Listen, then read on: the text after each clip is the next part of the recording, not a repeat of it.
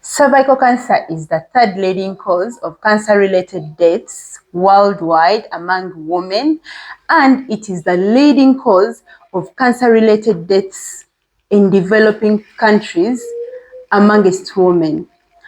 Today we are talking about cervical cancer to raise awareness. We are privileged to have Dr. Grace tell us more about cervical cancer. Dr. Grace, you're welcome to the show. Thank you. You're looking lovely. So, what is cervical cancer? In the simplest terms, cervical cancer is the abnormal growth of cells on the cervix. And this abnormal growth is caused by HPV, which is human papilloma virus. I was about to ask you, what is HPV? Human papilloma virus. It's a virus. Yeah. So is it the only thing that causes cervical cancer? Yes, according to the known literature. Okay. Yeah. And then what about these things that we've had? Are those the predisposing factors? Yes. Yes. So what are the predisposing factors? So if you ask for the causes, it's caused by HPV, which is human papilloma virus, but there are several strains. There are the high-risk strains and the low-risk strains. Now, the low-risk strains cause warts. Those are the other things. But then the high-risk, especially 16 and 18, cause cervical 16 cancer. what? The strains, strains of HPV. Okay, yeah, Those are the causes. So the risk factors, first of all, is promiscuity, like having several partners.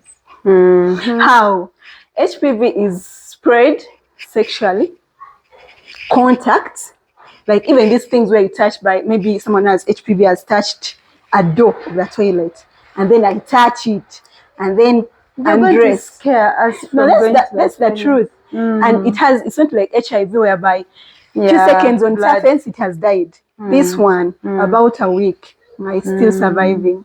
Does it go through blood or it is fluid? It can be contact, any contact. Yes. So if I have that's why you're saying many partners, sexual partners. So if I'm sleeping with many men, you keep picking it, or like the different men keep picking it from other women and bringing it to you.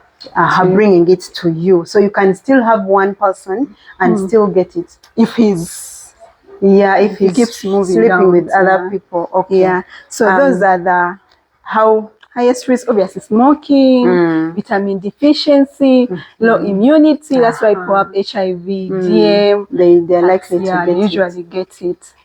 So how does a person know that I actually have it? Now the beauty, it's not a beauty, but I think that's why the guys in developed countries have been able to curb it down because it's low compared to Uganda.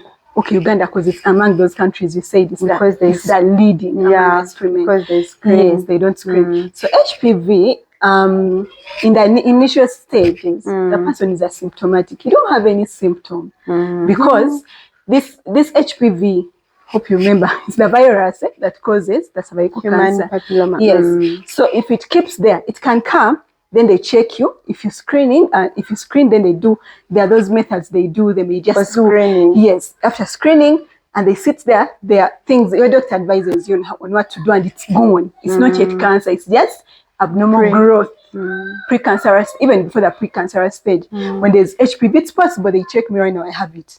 It's possible. It's just there causing abnormal growth. But the issue is if it keeps there, if it's persistent. Sometimes when our own immunity beats it. And it's off. Yes, and you had it the next time you don't have it without anything. But if it's persistent, your immunity is low, you have the other risk factors. Then, before all that, you are symptomatic. But if it becomes, and then you don't screen, and it remains there, then it causes, with time, because the abnormal growth of cells, with time, you can go to the cancerous state, then you got the cancerous state. Now, the time the symptoms come, most probably it's the cancerous stage. By asymptomatic, you mean I have no symptoms, I look normal, but I have it there. Yes. They go when they check, they do there's VR, there's so many things. They find the virus. Screening, they find it there and tell you what to do. But then by the time the symptoms come, some of the symptoms, the commonest one is postcoital vaginal bleeding after sex. you bleed. You start bleeding. Abdominal, some funny smelling odors per vagina. Sometimes urinating, you feel pain. Now, it's very common. Don't get scared because UTIs, many things That's present what I was that going way. to say. Now that because someone can go and urinate and it is UTI, and then they'll say, "Hey, I have HPV." No, Bambi, don't get worried. Don't get worried. It's one of those very many, because even postcoital bleeding can be something else. Can just be cervicitis, anything else. But yes, those are usually, they tell you, I have blood afterward. Then also you feel discomfort, vaginal discomfort.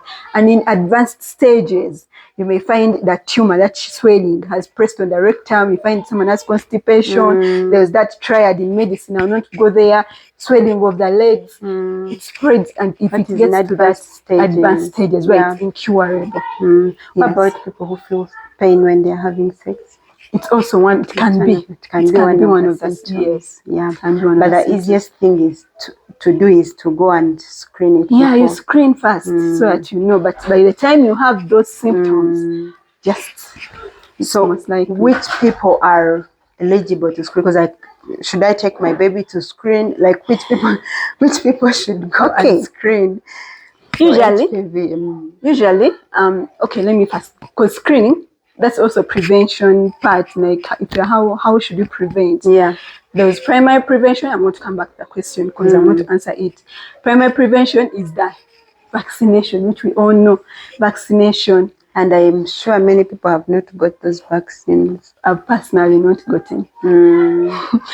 So I'm a victim, but the best way is primary. We have that's HPV vaccination, and we have it in Uganda.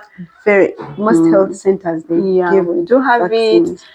Yes, I don't know if I can answer the question now, or you ask me later. No, we are still in prevention. Okay. Then also behavior change. Because we've known that if smoking, stop, eat well. If you have HIV, try to have your immunity sorted. Try to be healthy. Then also have one partner. Just be faithful. That's the primary. Then the secondary, that's when we go into that screening. Which age group? Usually when you make 21, most literature says 21 years, between 21 to 45 years. But some say 25 years.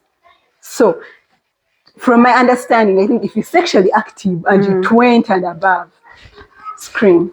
Yes.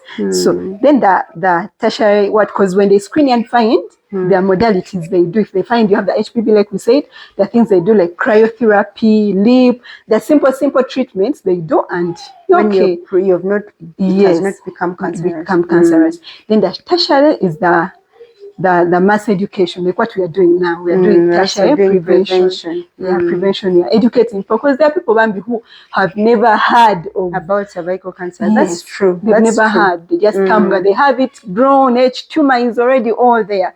Like in the advanced stages where it's incurable. Because I remember they were vaccinating kids at in my nearby secondary school, and parents were complaining, why are they giving our kids injections? They didn't know what cervical cancer is. And you see what people do, they just go and give, say we are giving vaccines without educating. Yes. It's something actually I could love to have. I could love to be vaccinated. Now, let's say, God forbid, I have the cancer. Is there any treatment for me? Yes, there is. There is. First of all, treatment can be curative or non-curative. That's the palliative care. Because the issue is in our country. By the time people come, it's non-curative. It's already past stage 3. Because it can be, when you already, now leave alone the precancerous stage, let's say you already have cancer, the cervical cancer.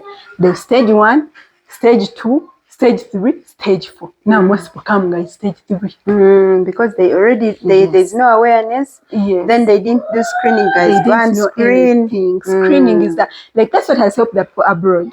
That's they screen aggressively. Because when you get it in maybe stage 1, okay, maybe you delayed, you missed it, now you get stage 1. Still, it can be cured very much. You can. That's when you hear things of hysterectomy. Okay?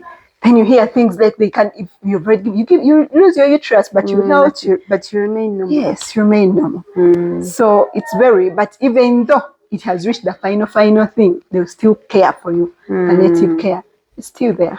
Okay. Yeah. Thank you so much, Dr. Grace. You're I welcome. hope we have learned something. And please, please, please go and do the screening. You never know.